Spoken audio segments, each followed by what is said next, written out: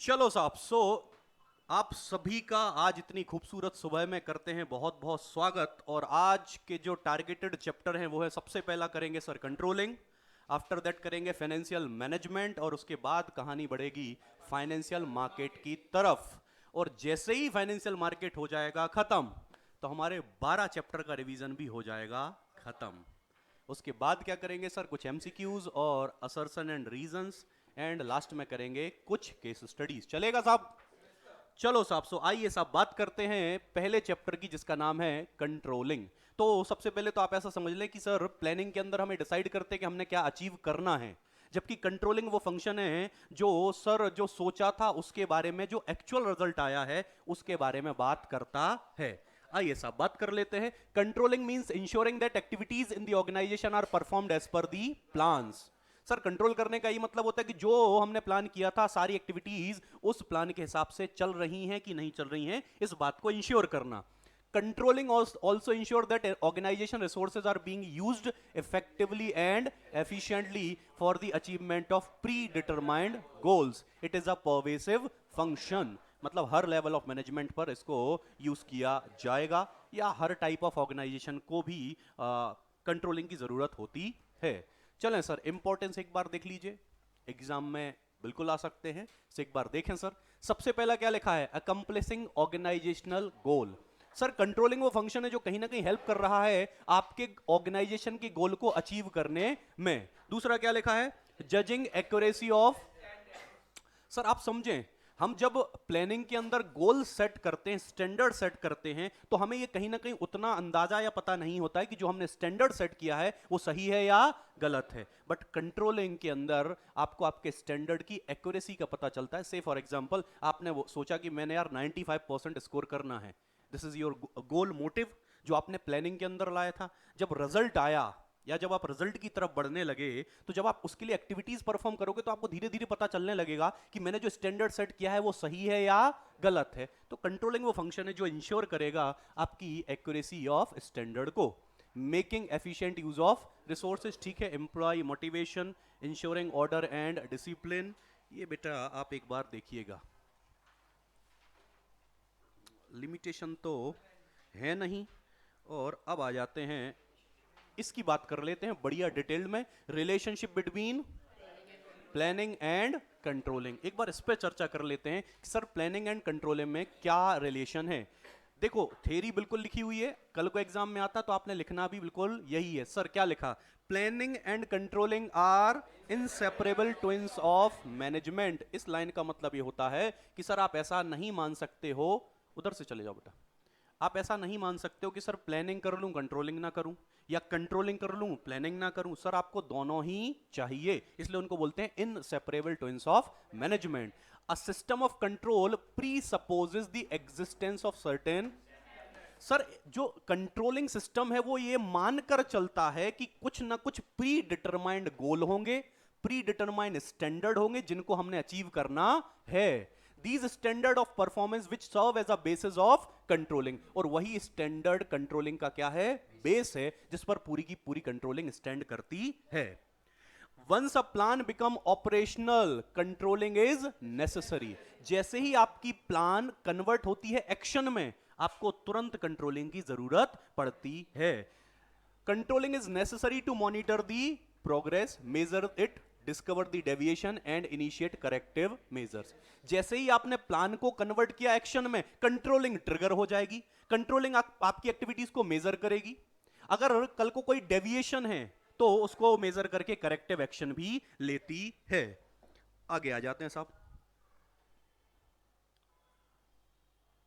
Planning without controlling is meaningless. अच्छा आप सोच कर देखो, लो मैंने प्लानिंग तो कर ली है लेकिन मेरे पास कंट्रोलिंग जैसा कोई चीज है ही नहीं, तो फिर आपकी प्लानिंग क्या है, सेंसलेस है, मीनिंगलेस है। Similarly controlling is blind without. Sir अगर प्लानिंग नहीं है तो कंट्रोलिंग के पास कुछ भी कंट्रोल करने के लिए रहेगा ही नहीं। अगर आपने ये नहीं सोचा कि मुझे 12th में कितना परसेंट स्कोर करना है, तो मैं लिटरली बोल रहा हूं जब भी आपका रिजल्ट आएगा आपको जितने भी परसेंटेज आएंगे आप उसमें खुश रहोगे, क्योंकि आपने पहले से कोई स्टैंडर्ड सेट नहीं किया था। इसीलिए स्टैंडर्ड सेट होने चाहिए।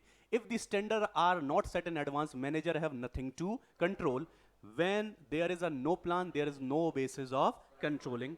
It is often said that planning is looking ahead while controlling is looking back. However, this statement is partially correct. ये क्वेश्चन कल को डायरेक्टली आ जाता है कि आप इसको एक्सप्लेन कर, इसको समझाएं, तो आपको ये हमेशा बताना है कि सर जो है प्लानिंग इज लुकिंग अहेड, मतलब प्लानिंग आगे देखता है, फॉरवर्ड लुकिंग है, जबकि कंट्रोलिंग बैकवर्ड लुकिंग है. ये जो लाइन है ये 100% करेक्ट नहीं है, क्योंकि जब आप प्लान करते हो तो प्लानिंग होती तो फ्यूचरिस्टिक है, लेकिन होती है on the basis of past assumptions. तो आप प्लानिंग में देखते तो पीछे हो, तो ये स्टेटमेंट कैसा है, पार्शियली करेक्ट है. अच्छा, कंट्रोलिंग में आप देखते तो पीछे हो, लेकिन करेक्टिव एक्शन जब लेते हो डेविएशन को मेजर करके, वो कहां होती है, आगे के लिए, वो फ्यूचर के बारे में होती है. तो ये स्टेटमेंट जो है वो 100% करेक्ट नहीं है, और आपको उनको यही समझाना पड़ेगा कि किस तरीके से प्लानिंग फॉरवर्ड भी है और बैकवर्ड भी है, और किस तरीके से कंट्रोलिंग बैकवर्ड भी है और फॉरवर्ड भी है. ये आपको उनको समझाना पड़ेगा. देखो ये लिखा है, planning and controlling are both backward looking as well as forward looking. कल को अगर ये याद रह जाए तो ये चित्रकारी भी आप एग्जामिनेशन कॉपी में कर सकते हैं, कोई दिक्कत नहीं है, चलेगा. आइए साहब, बहुत ही बेहतरीन चीज जिसका नाम है कंट्रोलिंग की प्रोसेस. सर प्रोसेस में पहला स्टेप क्या आता है साहब? तो सर कंट्रोलिंग की शुरुआत होगी सेटिंग परफॉर्मेंस स्टैंडर्ड. सबसे पहले आपको क्या करना है सर, स्टैंडर्ड सेट करने पड़ेंगे जिससे आपके एक्चुअल रिजल्ट को कंपेयर किया जाएगा. तो आपने वो स्टैंडर्ड सेट होने चाहिए. स्टैंडर्ड सेट जब हो जाते हैं तो आप सेकंड क्या करते हो, मेजरमेंट ऑफ एक्चुअल. तो मतलब मैंने पहले सेट किया 95% स्कोर करना है, दिस इज दी स्टैंडर्ड जो मैंने सेट किया स्टेप नंबर 1 में. स्टेप नंबर 2 में मैं एक्चुअल रिजल्ट को मेजर करूंगा. मतलब सोचिए 95 थे, अब आए कितने हैं, वो कहलाएगा आपका मेजरमेंट ऑफ एक्चुअल परफॉर्मेंस. जैसे ही आपके पास सोचा हुआ भी है और कितने आए वो भी है, तो अब इन दोनों को क्या करोगे, कंपेयर. तीसरा क्या आता है, comparing actual performance with standard. जैसे ही आप कंपेयर करोगे तो 3 रिजल्ट, या तो जो सोचा था आया उससे अच्छा, या तो जो सोचा था आया उसके जैसा, या उससे कम. तो ये आता है Malik analysing deviation. Sir compare करके जो भी डेविएशंस आए हैं उसको क्या करना है, एनालाइज करना है. और एनालिसिस में सबसे मोस्ट इंपॉर्टेंट चीज वो होती है दो, एक होता है क्रिटिकल पॉइंट कंट्रोल, एक होता है मैनेजमेंट बाय एक्सेप्शन. यहां पर क्वेश्चन आने के चांसेस सर 99.9999997 है. ठीक है, अब क्वेश्चन कैसे आ सकते हैं आप वो सुन लें. या तो डायरेक्टली आ सकता है कि what do you mean by management by exception या क्रिटिकल पॉइंट कंट्रोल, या आता है कि सर आइडेंटिफाई दी स्टेप्स. अब स्टेप्स को आइडेंटिफाई करने के लिए आपको ये चीजें या कॉन्सेप्ट आ जाए तो ये चीजें आपको समझनी पड़ेंगी. आइए साहब बात करते हैं क्रिटिकल पॉइंट कंट्रोल क्या बात करता है. बोलता है it is neither economical nor easy to keep a check on each and every activity in the organisation. Sir वो क्या बोल रहा है कि ये बिल्कुल पॉसिबल भी नहीं है और आपके लिए इकोनॉमिक भी नहीं है कि आप हर एक एक्टिविटी को क्या करो, कंट्रोल करो या चेक करो. तो सर सारी एक्टिविटी को कंट्रोल ना करते हुए हम क्या करेंगे, control should therefore focus on key result areas which are critical to the success of. तो सर सारी एक्टिविटीज को कंट्रोल करने से अच्छा यह है कि वो एक्टिविटीज जो सर ऑर्गेनाइजेशन की सक्सेस में और फेलियर में इंपॉर्टेंट रोल प्ले करती हैं, उन एक्टिविटीज को कंट्रोल किया. अब इस पर क्वेश्चन अभी एक नया आने लगा कि वो आपको केस स्टडी टाइप में बताएंगे और एक्टिविटीज दे देंगे 2-3 और वो बोलेंगे बताओ इसमें से एक क्रिटिकल पॉइंट कौन सा है. से फॉर एग्जांपल मैं आपको बताता हूं, मैंने आपको एग्जांपल भी दिया था रेगुलर क्लास के अंदर कि आप महीने में एक बार मूवी जाते हो, एक एक्टिविटी है, और सर आप दिन में कम से कम 5 घंटे मोबाइल चलाते हो. आप मुझे बताओ मूवी जाना बंद करना पड़ेगा कि मोबाइल बंद करना पड़ेगा? क्योंकि सर मूवी जाना क्रिटिकल पॉइंट नहीं है, वो एक्टिविटी नहीं है जो आपके रिजल्ट में कहीं ना कहीं बहुत बड़ा इंपैक्ट डालती है या डालेगी. लेकिन मोबाइल चलाना वो एक्टिविटी जिस पर आपको कंट्रोल करना, तो वो हो जाएगी हमारे लिए की रिजल्ट एरिया. और अब हम कंट्रोल किसको करेंगे, की रिजल्ट एरिया को. बाकी एक्टिविटीज को इग्नोर करेंगे, कोई दिक्कत नहीं है.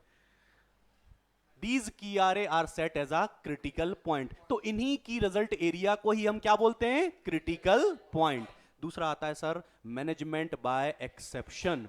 Management by exception which is often referred to as control by exception. इसको कंट्रोल बाय एक्सेप्शन भी बोला जाता है. Control based on the believe that attempt to control everything result in controlling. Management by exception इस बात पर टिका हुआ, इस बात को मानता है कि अगर जिंदगी में तुम सब कुछ कंट्रोल करने जाओगे तो कुछ भी कंट्रोल नहीं कर पाओगे। तो फिर करें क्या साहब? So only significant deviations which go beyond the permissible limit should be brought to the management। आप समझो बात को सर, क्रिटिकल पॉइंट कंट्रोल बात करता है कुछ एक्टिविटीज की जो आपकी सक्सेस और फेलियर में इंपॉर्टेंट रोल प्ले करती, जबकि मैनेजमेंट बाय एक्सेप्शन बात करता है डेविएशंस की। आप आइडेंटिफाई कैसे करोगे वो बता रहा हूं मैं। सर मैनेजमेंट बाय एक्सेप्शन बात करेगा डेविएशंस की। मैंने सोचा था सर 95% स्कोर होना चाहिए, लेकिन उस समय मैंने ये भी सोचा था कि 95 तो चाहिए, लेकिन कल को 92 तक भी आएंगे ना चलेगा।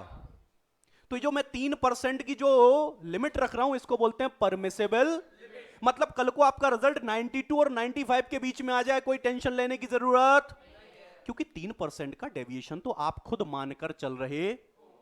अगर कल को रिजल्ट 92 के नीचे आ जाए, मतलब आपकी परमिसेबल लिमिट से है बाहर, तब आपको टेंशन लेनी पड़ेगी। तब आपको मैनेजमेंट को नोटिस में बताना पड़ेगा कि मालिक जितनी लिमिट परमिसेबल थी उससे भी डेविएशन हमारा ज्यादा है। यही बोला है मैनेजमेंट बाय एक्सेप्शन ने। After identifying the deviation that demand managerial attention, these deviation need to be analysed for their. अच्छा, आपका रिजल्ट अगर 92 95 के बीच में रहा तो ना तो आपको उसको टेंशन लेने की जरूरत है, ना आपको उसको एनालाइज करना है कि 3% रिजल्ट कम क्यों आया। जरूरत ही नहीं है। आपको कब उस पर एनालाइज करना है, कब उस पर दिमाग लगाना है? जब आपका रिजल्ट उस परमिसेबल लिमिट के हो जाए बाहर, तब आपको सोचना पड़ेगा कि यार सोचा 95 था, 34 कैसे आए। तब टेंशन लेनी है हमने वो डेविएशन की वजह क्या है, कॉजेस क्या है, उसके बारे में सोचना पड़ेगा। तो कैसे याद रखोगे सर? जब वो इंपॉर्टेंट एक्टिविटीज की बात करेगा तो आंसर होगा क्रिटिकल पॉइंट कंट्रोल। जब वो सिग्निफिकेंट डेविएशन की बात करे, परमिसिबल लिमिट की बात करे, आंसर होगा मैनेजमेंट बाय। अगर क्रिटिकल पॉइंट में आएगा तो मैंने बोला ना 2-3 एक्टिविटी आपको बोलेगा और बोलेगा आइडेंटिफाई करो किसमें से क्रिटिकल पॉइंट कौन सी हैं। तो आपको ये देखना है कि जिससे आपका रिजल्ट हैम्पर हो सकता है वो आपके लिए क्रिटिकल पॉइंट होंगी। और मैनेजमेंट बाय एक्सेप्शन के ज्यादा चांसेस डायरेक्ट क्वेश्चन आने के हैं, इसलिए आप इसको बिल्कुल याद करके जाएं। चलेगा साहब? आइए साहब, तो फिर वापस आ जाते हैं क्योंकि इसमें ज्यादा घुस गए थे तो स्टेप पूरे भूल गए हैं। सबसे पहला स्टेप आता है सेटिंग परफॉर्मेंस स्टैंडर्ड, दूसरा आता है मेजरमेंट ऑफ एक्चुअल परफॉर्मेंस, तीसरा आता है कंपेयरिंग एक्चुअल विद स्टैंडर्ड, चौथा आएगा एनालाइजिंग, और उसमें 2 चीजें critical point control, management by exception, और लास्ट में तो आपको पता है क्या करना है, टेकिंग करेक्टिव एक्शन। वो डेविएशंस जिसमें कहीं ना कहीं आपको लगता है कि ज्यादा हैं, परमिसिबल लिमिट से ज्यादा है, तो आपको उसके लिए करेक्टिव एक्शन भी लेनी पड़ेगी। बोलो चलेगा साहब? बोलो चलेगा? तो तीसरी देवाखंडे ये अध्याय हो जाता है समाप्त। मिलेंगे एक ब्रेक के बाद और उसमें चर्चा करेंगे चैप्टर नंबर 2 की, मतलब आज का जो सेकंड चैप्टर है वो है फाइनेंशियल मैनेजमेंट। बहुत ही शानदार और बहुत ही स्कोरिंग। चलेगा? चलो साहब, थैंक यू सो मच।